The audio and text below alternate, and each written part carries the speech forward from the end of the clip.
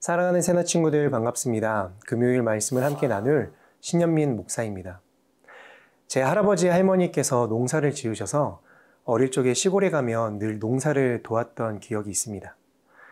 일을 하다 가장 행복한 시간이 언제냐면 새참 드세요 하고 엄마가 맛있는 먹을거리를 가지고 오실 때였습니다.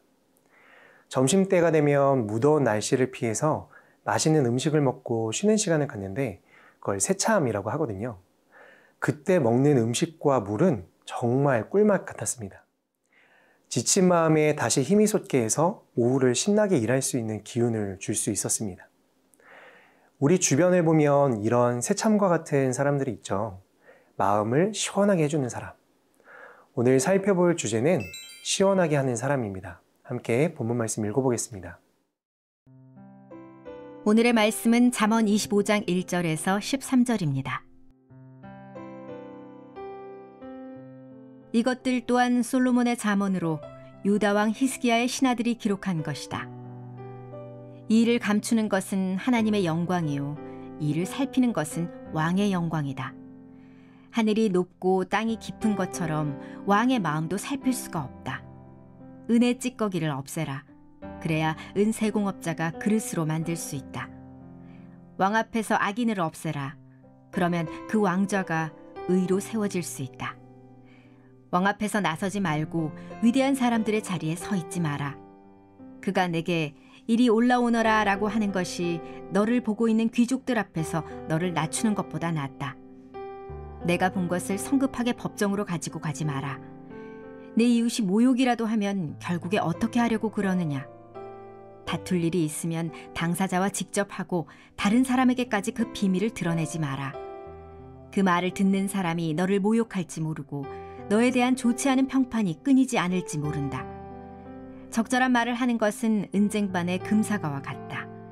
지혜로운 꾸짖음이 그 말을 들을 줄 아는 사람의 귀에는 금귀골이나 순금 장식과 같다.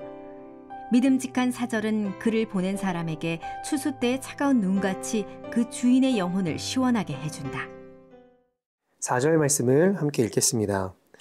은의 찌꺼기를 없애라. 그래야 은세공업자가 그릇으로 만들 수 있다. 반지를 만들 때 장인은 금을 녹여 불순물을 태웁니다. 금이 빨갛게 달궈지면 집게로 짚고 망치로 수십 번을 내리칩니다. 망치질을 해야 녹지 않은 불순물이 충격을 받아 밖으로 튀어나가고 둥그런 링 모양이 나옵니다.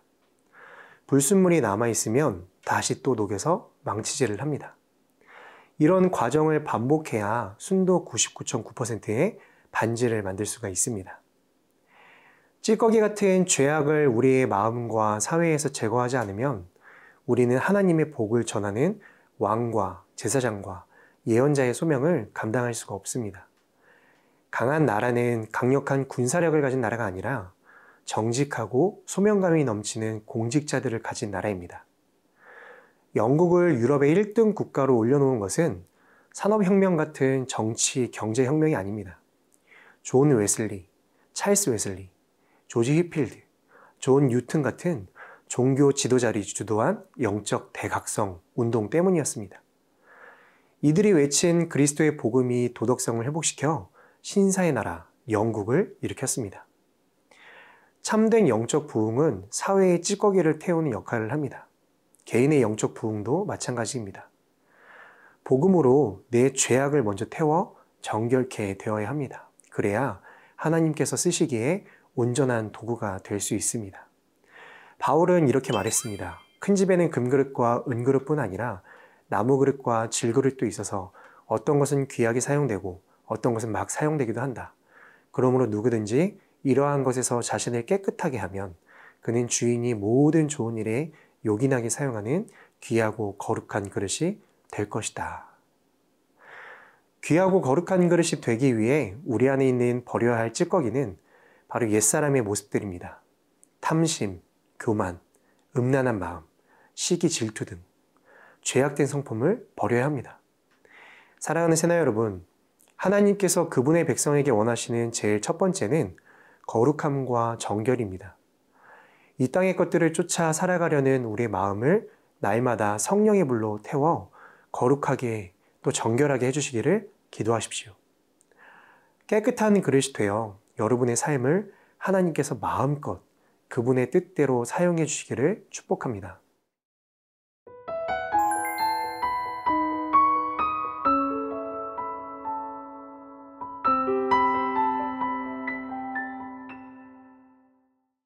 (13절) 말씀을 함께 읽겠습니다.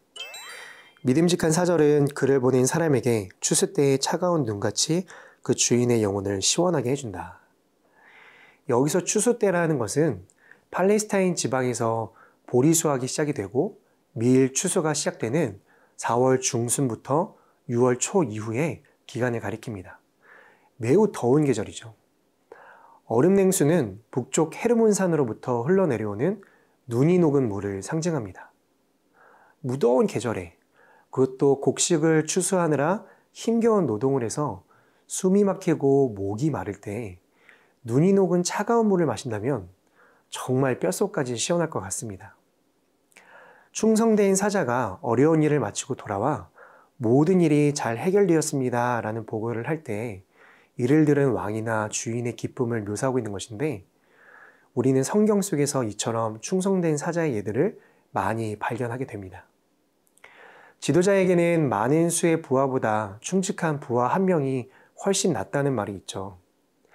다윗이 전쟁 중에 베들레헴 성문 옆에 있는 우물물을 먹고 싶다고 했습니다. 당시 베들레헴에는 적군 블레셋 병사들이 진을 치고 있었습니다. 그까짓 우물물은 안 마셔도 그만인데 다윗의 부하들은 왕을 기쁘게 하고 싶은 마음 하나로 적진 한가운데로 들어가 물을 구해왔습니다. 다윗은 부하들의 충성심에 감동을 넘어 아픔을 느꼈습니다. 다윗은 그 우물물을 부하들의 피라고 생각했어요. 그만큼 부하들을 소중히 여긴 것이죠. 사무엘하 23장에 나오는 이야기입니다. 그들은 추수하는 날에 마시는 얼음 냉수처럼 다윗의 마음을 흡족하게 하는 부하들이었습니다. 얼음 냉수와 같은 사람들, 모세, 여호수아와 사무엘, 엘리야, 이사야 등등 셀 수가 없죠. 또 한 분이 있습니다. 하나님께서 창세전부터 계획하셨던 구원 계획을 온전히 이루신 분, 예수 그리스도입니다. 예수님은 자기를 보내신 하나님의 뜻을 행하기 위해 십자가 위에서 아무 말 없이 죽으셨습니다. 그분은 한 번도 약속을 지키지 않으신 적이 없고 사명을 게을리한 적이 없으셨습니다. 예수님의 충성은 그분을 보내신 분께 시원한 얼음 냉수 같았을 것입니다. 사랑하는 새나 여러분, 우리의 삶이 이러했으면 좋겠습니다. 마지막 날에 주님 앞에 섰을 때 잘했다, 참으로 잘했다, 충성된 종아 라는 얼음 냉수 한 그릇 같은 삶이 되기를 소망합니다. 사랑하는 하나님, 언제나 우리에게 생명과 기쁨을 주시니 감사드립니다. 나의 삶이 나를 부르신 하나님께 시원한 얼음 냉수 한 그릇 같은 삶이 될 수 있도록 인도해 주세요. 예수 그리스도의 이름으로 기도드립니다. 아멘.